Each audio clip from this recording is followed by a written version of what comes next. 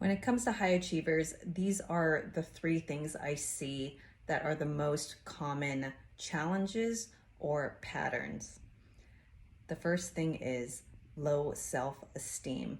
And a lot of high achievers think that they're very confident, which they are in their achievements, they are in their work. However, that stems from thinking that things are never good enough. You're a perfectionist, you're high performance. And because of that mindset, you are good at a lot of things and you're probably making a lot of money and successful at work. That can spill over into your personal self-esteem, thinking that you're not good enough, thinking that you need to work for love. Which brings me to number 2, which is choosing emotionally unavailable people.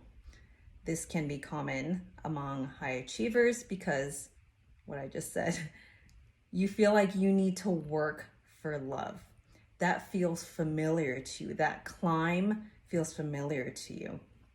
If someone were just to show up and love you for you, they're emotionally available, they're ready for a relationship, you might find that either boring or you might even get turned off by that because it's just not familiar to you. It feels like, oh, you just love me for me? What? Now what? Oh, we're in a relationship? Like, that's it? It's boring. So that's number 2.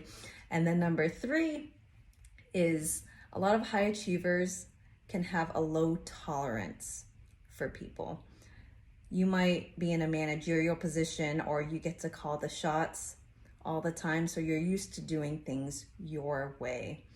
And nobody is perfect. And while you can correct people at work, you could hire, you could fire, in your personal life, you have to give people grace because nobody is perfect and nobody can get it right all the time, including you.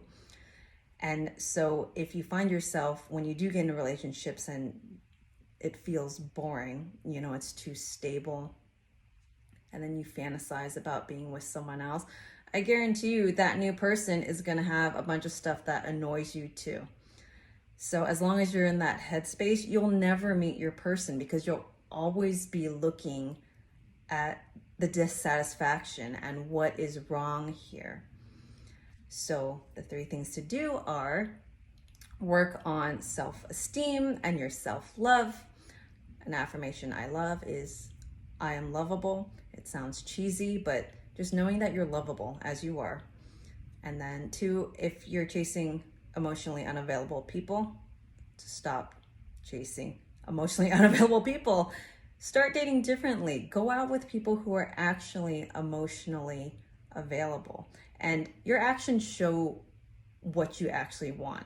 So if you just want the high and the thrill of trying to lock down an emotionally unavailable person, knock yourself out. But if you're looking for a long-term relationship, you need to choose someone who is emotionally available. And then the 3rd is having compassion. You have to have compassion for people if you want to be in a long-term partnership. Because again, nobody is perfect and nobody can get it right all the time.